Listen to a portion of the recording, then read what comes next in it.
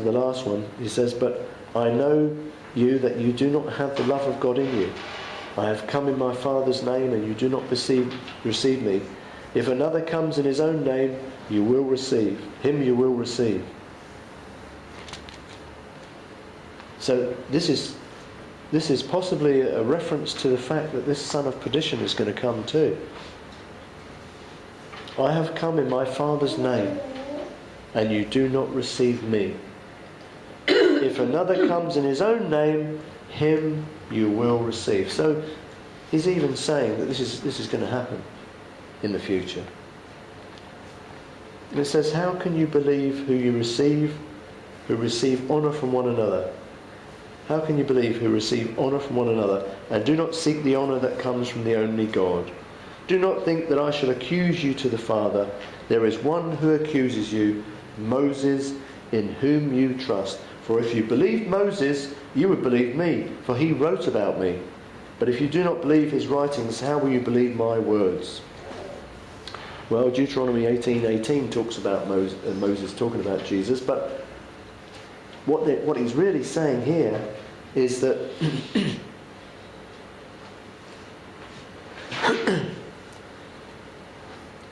there is one who accuses you, Moses in whom you trust.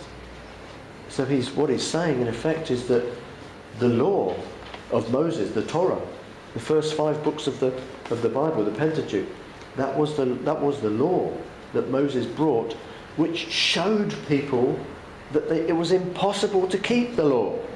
That was the whole point of the law. The law wasn't just given to give us law, end of story. The law was given so that we would realise that we were none of us good enough to keep it. And so that was a shadow of what was to come. This is why we know that we're not righteous, because no one can keep all of the law.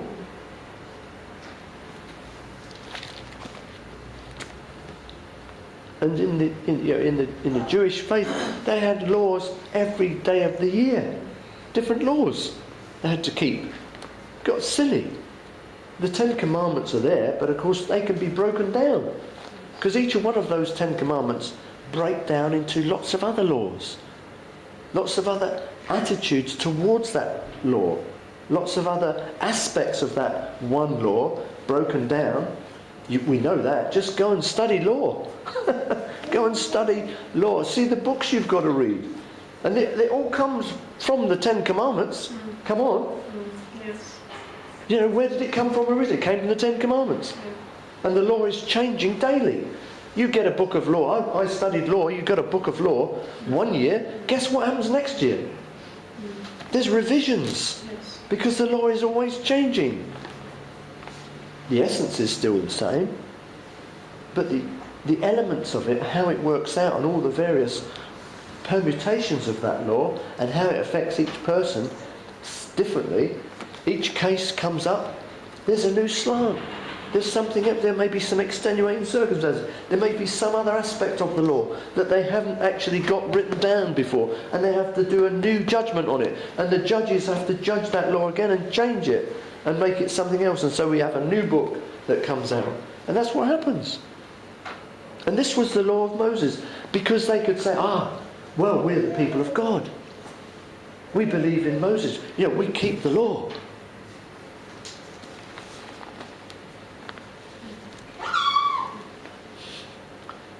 There is one who accuses you.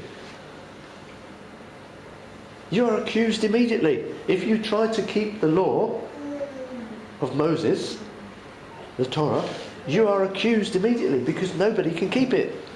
Nobody. So it points you immediately to Christ. And he's saying, if Moses was saying in the law, this is him who is going to come, that's going to raise you up from that, and that you have to keep the law, but you can't.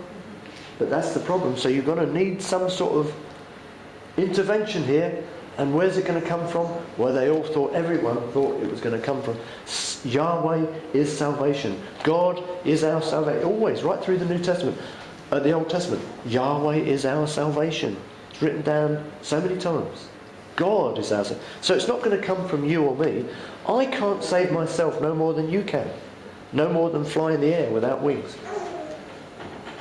I can only be saved through the Lord Jesus Christ. And here is the fourfold witness. Here are the testimonies about him. I mean, apart from the fact that over 500 people saw him after he was raised from the dead, over 500 disciples, it says, saw him. Now, in any court of law, that would be circumstantial evidence.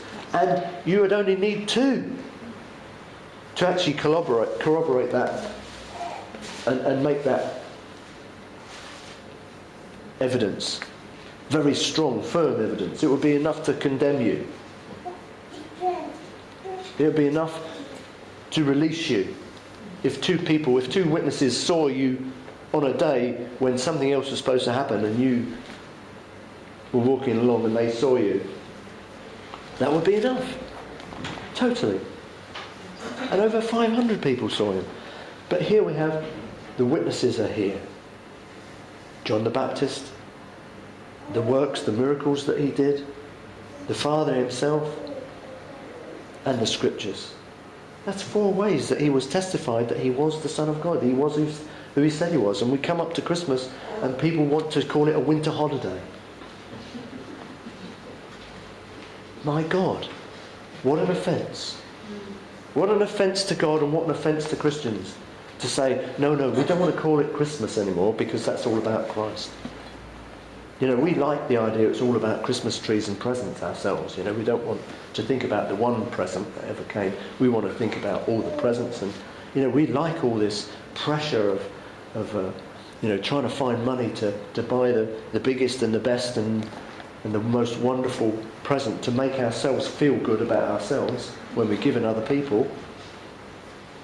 Or because we think that we have to give our children everything, when really God did give us everything.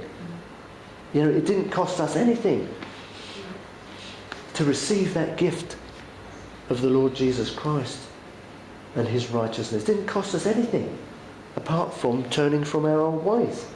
But it cost God everything he had.